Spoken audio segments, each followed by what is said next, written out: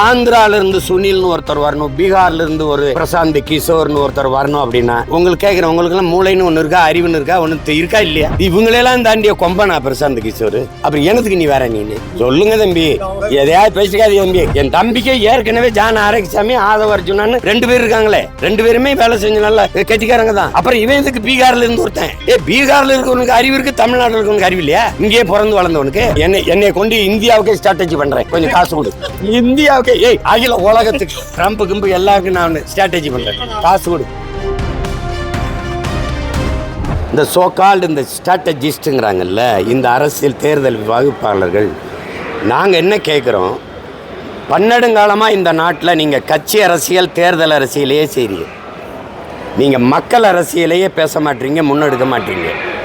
தேர்தல் வியூக வகுப்பாளர், தேர்தல் வியூகம் ஸ்ட்ராட்டஜி அப்படின்னா தேர்தலில் வெல்றது மட்டுமேனா அது வியாபாரமாக இருக்குது. உட்காந்துட்டு வந்து ஊடகங்களை வாங்குவது, அவங்களுக்காக பேசுங்கிறது, இதை இப்படி ட்ரெண்ட் இப்படி போடுங்க, அப்படி போடுங்க, இதை பண்ணுங்க, இதை பேசி இதை செய்கிறது என்பது இது ஒரு வெறும் தேர்தல் அரசியல் தான். மக்கள் அரசியல் எப்போது வரும்? இந்த மக்களுக்கு இது பிரச்சனை, இத்தனை போராட்டங்கள் நடந்திருக்கு, இவங்க இந்தந்த கோரிக்கைகளை முன் வச்சிருக்காங்க, அந்த கோரிக்கைகளுக்கான காரணம் இது, அந்த கோரிக்கைகளுக்கான தீர்வு இது, இந்த பிரச்சனைக்கு காரணம் இது, தீர்வு இது, இதை வைத்து நகர்கிற அரசியல் தான் இங்கே தேவை. நீ ஒரு இதில் இப்போ நம்ம அடிப்படையில் இப்படி பார்ப்போம். இதே என் தம்பி விஜய்க்கு ஐயா ஜான் ஆரோக்கியசாமின்னு ஒரு வீக வகுப்பாளர் இருக்கிறார். அதுக்கப்புறம் தம்பி ஆதவ அர்ஜுனான்னு ஒரு வீக வகுப்பாளர் இருக்கிறார். இவங்க இந்த மண்ணில் பிறந்திருக்காங்க, வளர்ந்துருக்காங்க, இவங்களுக்கு இங்கே இருக்கிற சிக்கல்கள் தெரியும். பீகாரில் இருந்து ஒருத்தர் வரணும் அப்படின்னா ஆந்திரால இருந்து சுனில்னு ஒருத்தர் வரணும், பீகார்ல இருந்து ஒரு பிரசாந்த் கிஷோர்னு ஒருத்தர் வரணும் அப்படின்னா உங்களுக்கு கேட்குறேன், உங்களுக்கெல்லாம் மூளைன்னு ஒன்று இருக்கா, அறிவுன்னு இருக்கா, ஒன்று இருக்கா இல்லையா? வெளியிலிருந்து பார்க்குறேன், தமிழ்நாட்டில் ஒருத்தன் கூட ஒன்றும் இல்லை பண்ணுங்க. பீகார்ல இருந்து வந்து எவனா சொல்லிக் கொடுக்கணும், இல்லை ஆந்திராலேருந்து வந்து சொல்லிக் கொடுக்கணும் அப்படின்னா ஏற்கனவே தான் 2 வீக வகுப்பாளர் இருக்காங்கல்ல தம்பி, கேட்டீங்களா? இருக்காங்கல்ல. வெளியில இருந்து பார்க்கணும், பீகார்ல இருந்து வர்ற அவருக்கு நான் இப்பவும் கேட்குறேன், திருப்பரங்குன்றத்தில் ஒரு பிரச்சனை இருக்குல்ல, அது பிரசாந்த் கிஷோர் தெரியுமா? அத்திக்கடை அவினாஷினா தெரியுமா? தெரியாதுல்ல. இங்கே கோவையில் இருக்க பிரச்சனை நெசவு, ஏன் இந்த நொய்யலாறுன்னு ஒன்று இருக்குது, அது தெரியுமா?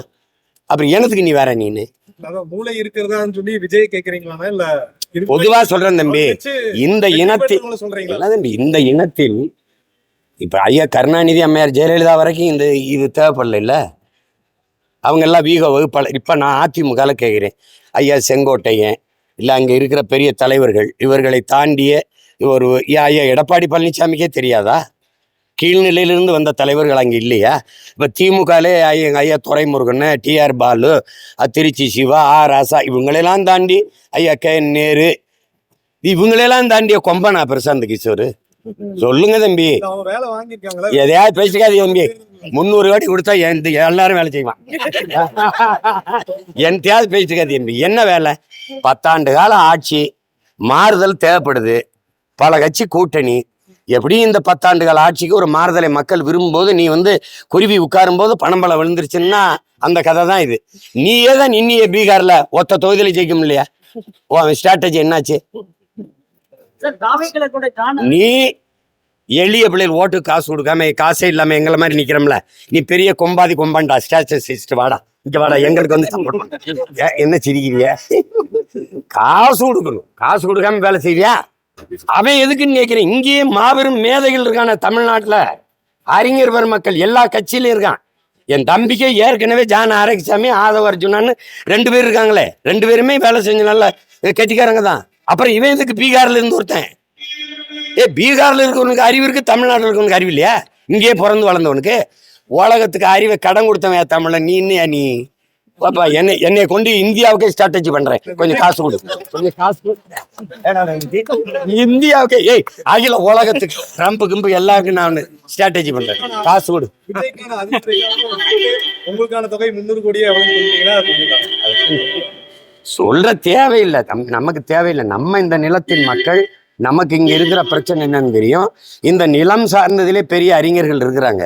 அதை தாண்டி எதுக்கு போயிட்டு நம்ம போய் அவனை கூட்டிட்டு வந்து வெளியிலிருந்து பாக்குறவனுக்கு, இந்த சுனில்னு ஒருத்தர் வந்து தான் திமுகவுக்கு வேலை செய்யணும் போல் இருக்கு, அதிமுக வேலை செய்யணும் போல் இருக்குது.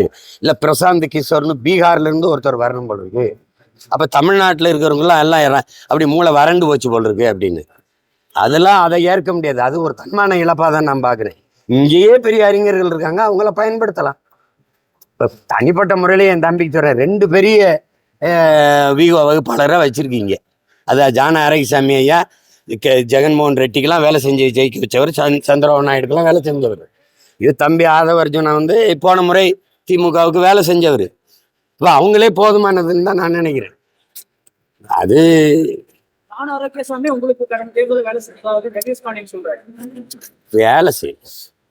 வேலை செய்யல அவர். நாங்கள் வந்து இந்த கட்சி அரசியலை தாண்டி ஒரு உறவு.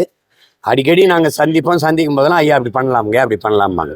நீங்கள் ஒப்பந்தம் போட்டு சம்பளம் கொடுத்தலாம் இல்லை. எல்லாருமே எனக்கு யோசனை சொல்லுவாங்க.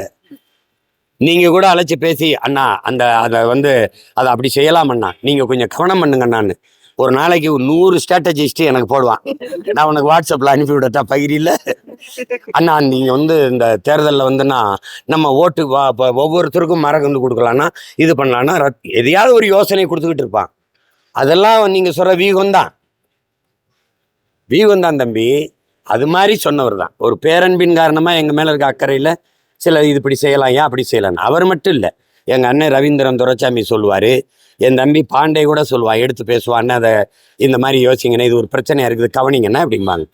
இங்கே இருக்கிற பெருமக்கள் எல்லாருமே வெவ்வேறு கட்சியில் இருக்கிறவங்களே எடுத்து எனக்கு சொல்லுவாங்க, தம்பி இதில் கொஞ்சம் கவனம் பண்ணுங்க, கொஞ்சம் நல்லா வருது உங்களுக்கு அப்படின்னு சொன்னாலும் இருக்கு. அதெல்லாம் சொல்லணுமா? கட்சிகளில் பிரச்சனை உண்டு.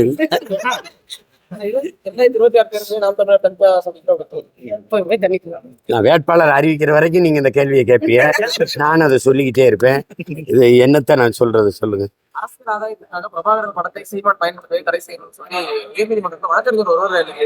அதுல அரசியல் ஆதாயம் இருக்குன்னா பைத்தியமே, நீனும் பயன்படுத்தி போய பைத்தியமே.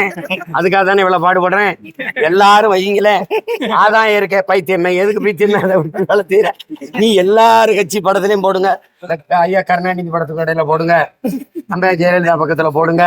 இந்த பேசுற ஒரு பைத்தியம் இருக்குல்ல, அது கூட வச்சுக்கிட்டு பக்கத்துல இருந்து பண்ணிட்டு 100-200 சொச்ச வழக்கு வாங்கியிருக்கு. 1.5 வருஷம் சிறையில் இருந்திருக்கு. புரியுதுன்னு நினைக்கிறேன். பாஸ்போர்ட்டை 14 ஆண்டா வச்சுக்கிட்டு எந்த நாட்டிலையும் இறங்க விட மாட்டான். ஏன்னு கேளுங்க, பக்கத்தில் நிற்கிற ஒரு படம் தான் காரணம்.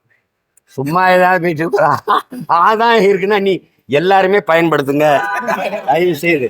ஏன்னா இவ்வளவு காலமா நான் போராடினது அதுக்கு தான். தயவு செய்து பயன்படுத்து. இதுவரை இங்க பாருங்க, அல்லாஹ் மேல் ஆணையச்சுரை இஸ்லாமிய பெருமக்கள் எனக்கு ஓட்டு போட்டதில்லை. நான் ஓட்டுக்காக நிக்கிறவனா இதை பேசியிருக்கவே மாட்டேன். நான் நாட்டுக்கானவன், இந்த மண்ணுக்கானவன், மக்களுக்கானவன். எனக்கு போட்டா போடு, போடலைன்னா போ. என் மரணம் எனக்கு வலிக்காது. ஏன்னா நான் பிறவி கடனை செஞ்சுக்கிட்டு இருக்கேன். எனக்கு முன்னாடி நான் இல்லை, எங்க முன்னவர்கள் ஏராளமானவர்கள் எதை எதிர்பார்க்காம தான் உழைச்சி செத்துருக்கான். அதுல போய் இது நீ போடு.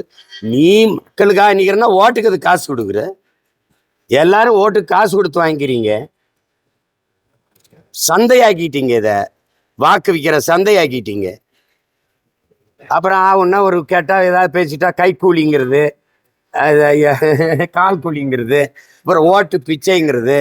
இப்போ நாங்கள் பிச்சை எடுக்கிறோம், நீங்கள்லாம் என்ன எடுக்கிறீங்க? உங்களுக்கு அவங்களே தந்துட்டு போயிடுறாங்களா வீட்டில்? இதெல்லாம் ரொம்ப அநாகரிகமானது.